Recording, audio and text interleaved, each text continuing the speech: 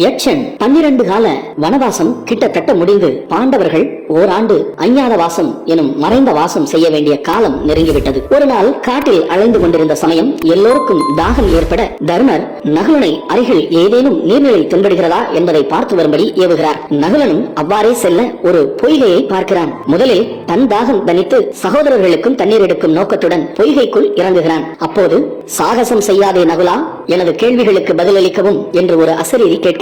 அதை அலட்சியம் செய்து தண்ணீரை அருந்த அவன் நினைவிழந்து கரையில் வீழ்கிறான்.